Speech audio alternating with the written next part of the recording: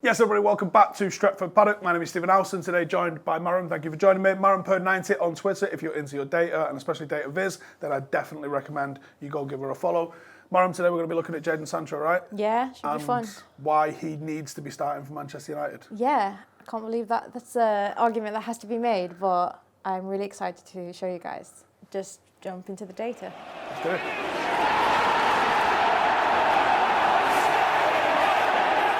Right then, Jadon Sancho, massive signing for Manchester United this summer, one that we've been looking at and wanting for such a long time, kind of announced his arrival this week with not only a goal, but a really good performance as well. Yeah. Do you want to tell us a little bit more about some of the data that we're about to see and maybe how you collect it? Yeah, so what I do is I just take the data, code it, and make it look pretty in a very basic sense.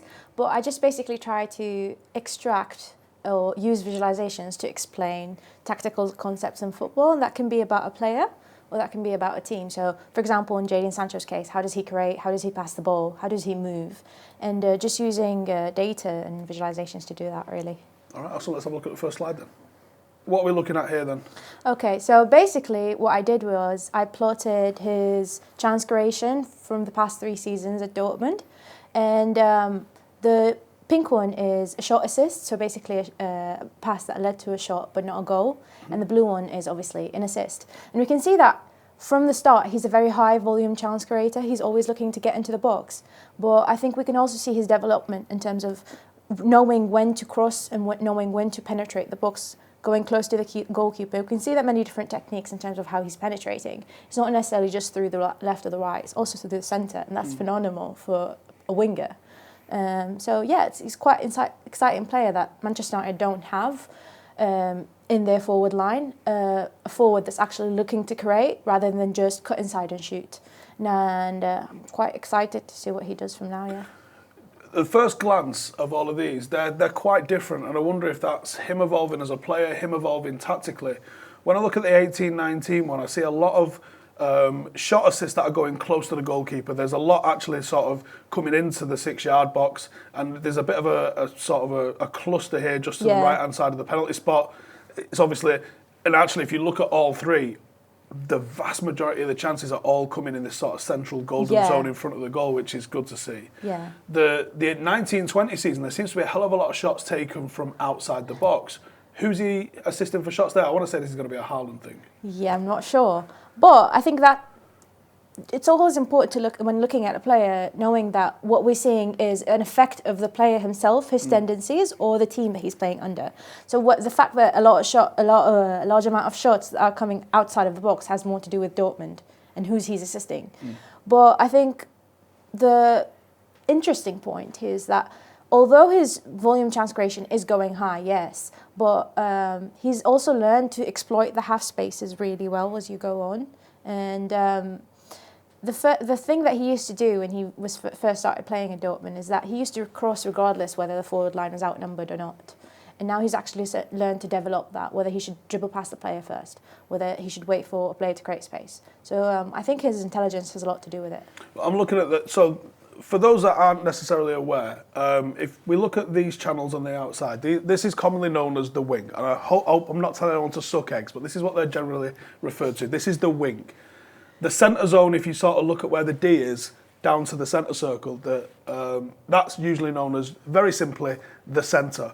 The half space is these two areas to the left and right of the D. Now, a lot of people actually aren't fully aware of what that is, are they? Yeah, I forget. If you look at the cluster where the chances are coming from, because I know you just mentioned the half space there's so many more chances as you go along towards the 2021 season that are coming from this area just outside the D. That's obviously a great zone to penetrate and for a final ball. And I'm also seeing there's a lot of flat assists here. By the time you get to the third season, there seems to be a lot more penetrative through balls, which I think Manchester United would really benefit from. Yeah, imagine with a player running in behind. That would be gorgeous. And you can also see his technique. He's not just good with through balls. He's actually very good with that just quick release in the box. In the box. That's kind of cool. Yeah, actually, less so probably in this first season. It looks like there's a lot coming from this right-hand side. Yeah. But as you get to the second and third season there, you are seeing a lot really coming from just someone on the same line as him inside the box. A hell of a lot here right around the penalty spot. Yeah, especially the fact that he's so comfortable switching from the left to the right. It's kind of cool. Okay, Maram, this is Sancho's carries followed by shots. Do you want to explain to the audience a little bit about what that actually means? Okay, this might be overwhelming to look at. So basically what I did was I basically saw where Jadon Sancho was carrying the ball, and I filtered for only carries that led to shots by himself. Okay, so this is him setting himself up essentially. Yeah, basically. So what's kind of nice about Sancho is that although I don't understand what's happening there. Genuinely don't know. We've all done that on FIFA. It might be a very bad outlier for myself, but let's just pretend it doesn't exist. Anyways, what's kind of cool here is that yes, he's a very good creator, but that's not all he is. He's also a player that's able to dribble through the ball. Although that's not his best quality, but that is something that he can do, especially to drag players with him and allow other players to exploit that space. He's produced quite a lot, especially from the left. So if you're looking for Jadon Sancho, the goal scorer, he's probably going to be more on the left than he is on the right. Yeah, I watched him coming up through Manchester City's academy. I went to a few derbies where he played at Carrington. Wednesday afternoons or Wednesday mornings in the rain, there's like 10 people there. Sancho was playing, Brahim Diaz was playing, Foden was playing. The one player that made you hold your breath was Jadon Sancho. Gosh. And he was playing on the left wing, and every time he got the ball, he did that cut in from the left-hand side, and he absolutely destroyed us. It's interesting that being a right-footed predominant player, his shots are clustering, as you can see from this, I'm assuming. Yeah, I think Jadon Sancho is a player that has a very good understanding of when to shoot, when's the right place, and compared to other players, sometimes they tend to shoot during a low block at high frequency outside of the box. With Jadon Sancho, he kind of tends to concentrate in the box specifically, which is kind of nice. And I think that offers something different. He's very good in terms of retaining the ball. And that's something you kind of need when you have a low block, and United struggle against them especially. Yeah, I think when you've got someone that dribbles with the ball, especially against a low block, that commits one. If you beat that one, you've just had to pull another out of position, and ultimately that's how you break it down. One of the most frustrating things, having witnessed Louis van Gaal's Manchester United, is when we come up against a low block, all we want to do is pass it around. There's no off-the-ball movement. There's no one willing to commit someone to try and run in. Marcus, I think, works better when he's got space to run into. There's nobody. Mason aside, I think Mason sometimes thrives in this sort of environment. Does he? I think he does. I think Jadon Sancho's real asset is that he's willing to run into tight spaces, and looking at not just where the shots are, but really where the goals are coming from here. They're literally where you would expect them to come from. And these conversion rate from shots, is that just conversion rate from individual carries? That's not him just doing one-touch finishes? Yeah, so it's just individual carries. It's a great conversion rate for individual carries. Exactly, yeah. So even if we move on to the next slide and look at how he's creating for others, we can notice that he's a player, yes, that can get into these tight spaces, but he has the ability to weave his way out of them and actually do something and create something for another player, for his striker from that. And that's what I kind of like about Sancho, it's his versatility. That doesn't change when you move him to the left or move him to the right. The frequency is more or less the same. And what I also like is that the pattern's almost the same. It's almost a mirror. Yes, so symmetrical.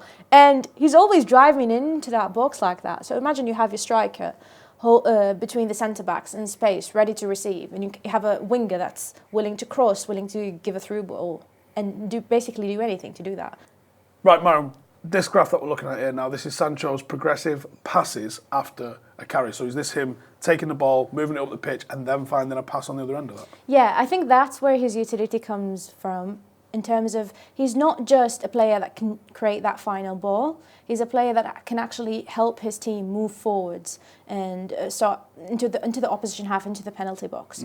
And I think that's something United sort of are in lack of. They have a player that can create that final ball. They have a Bruno Fernandes. Where they struggle sometimes is finding Bruno Fernandes, and I think that gives them an extra double threat, if that makes sense, in a sense that they have a player that can, yes, service and find players in space, but he can also create that space for others and help his fullback, his midfielder, and it allows for some interesting rotations, actually. especially between Fernandes and Sancho. That's one I'm quite looking forward to.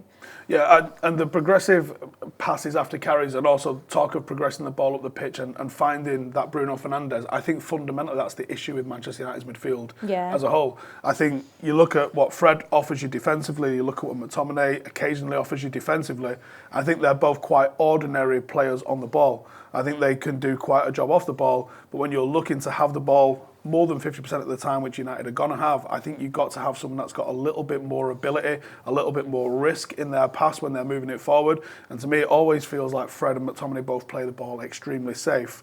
With Sancho, we know not only is he someone that's going to take risks, but he's also extremely good at being effective while playing with a little bit of risk. Yeah, basically what I was going to say is that football is about scoring fundamentally. I always say this, but you need to find a player that can increase the probability of that goal. And with a player like Jadon Sancho that can not only move the ball forwards but create from it, that's what you have. I like that. Yeah, and that's what you had Cristiano Ronaldo into a team, it's almost a goal a game. You've just added. You had Bruno Fernandes, his form up until this season was producing essentially a goal a game. You bring someone like Sancho in, are we starting to look at United putting the building blocks in place to be 1-0 before a ball's kicked? I think with Jadon Sancho, you definitely have more balance in that forward line instead of players that are just looking to either cut inside and go from there or receive the ball but not actually produce from it. With Jadon Sancho, you have some really good balance and threat in that forward line. So, yeah, he's definitely a part of Manchester United's future. Right, Maram, you've pulled out a bit of data here about 1-2s. Yeah. What specifically about the 1-2s do you like? Basically, 1-2s are just really quick releases of the ball. And what I like about Jadon Sancho specifically is that not only does he engage with them in a very high volume, what he does with them is actually very productive in terms of moving the ball forwards. And especially so is that when you have Bruno Fernandes, an attacking midfielder that loves engaging in combinations, you can then exploit the spaces in defensive structures and low blocks especially, and just get the ball moving forwards. And I think sometimes that's what United struggle with, moving the ball quickly. Yeah, So, I'd go a step further than that. What I like about the 1-2s is the two part of it. It's a player running off the ball. It's a player actually being proactive and being aggressive with the ball. And I like how Jadon's someone that does that a lot. That was something that I really rated about Ander Herrera. He never passed it and stood still admiring his pass. He'd pass it and he'd get on the other end looking for something to happen. Yeah, and I think that's why Donny van de Beek and Sancho is a very good combination. You have players that are good on the ball and off it. So, interesting combination. Where does Sancho receive his progressive passes? We've got quite a cluster here. Do you want to explain this? So basically looking at where Jadon Sancho received progressive passes allows us to see the good positions that he gets into. Okay. Yes, we know he's a left winger or a right winger, but where he's actually getting found in. And we can see that as the seasons progress, he's learned to exploit that half space quite well. 1920, we saw a bit of higher frequency of him both on the left and the right, whereas in 2021, I think he's cemented that left half space really well in terms of especially penetrating through the box. Yeah, I was going to say, in terms of penetration, this is the only one that's really getting beyond the penalty spot. The others seem to stop at the box. It's also coming deeper, so is this showing Jadon's just covering a lot more ground over the pitch? Yeah, Jadon Sancho is effective, and that's where you want him, in the opposition half. But that doesn't mean that he can't support his teammates, especially with a player that, when he's paired on the right with Wan-Bissaka, that can actually quite be valuable or maybe necessary. And a lot of people say that Jadon Sancho's best season was the 1920. It is, I agree. He overperformed by a lot. But I think, and a lot of people say that this season was quite disappointing.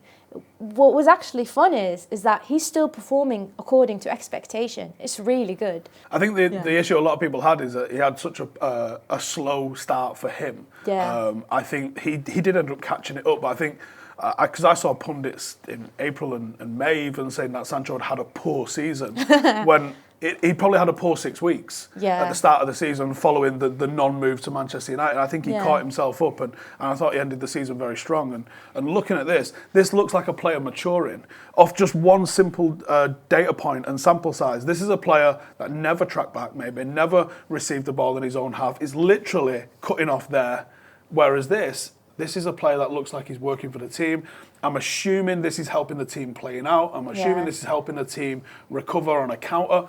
I think this is a player that's showing his worth to a team. And not only that, but being extra effective closer to the goal, whereas here it was very much just in the right Yeah, and he's an outlet everywhere. It's not necessarily just settled play in possession. He's also an outlet in transitions. And I think that's something United as a team need to know and need to learn very quickly, because he was getting into those good positions. He just needs to be found more. I think last night's performance, we saw that. We need to be seeing more of that as a team. I find it interesting how dark the very right touchline is here and how relatively light it is. It tells me he was a real touchline hugger in that first season. Yeah. And that's changed. He's obviously finding more gaps in between the lines. I think. Yeah, I think that's my favourite part about Sancho, is that he can do the wings, yes, but he loves roaming into the central spaces. And just thinking about the rotations, possible combinations that you can have on the ball with Bruno is quite exciting. I will never stop. I will never say that enough. Yeah. Right, Maram, what we've got here then is Rashford, Sancho, and Greenwood. We're looking at where they all receive passes. Talk us through this one.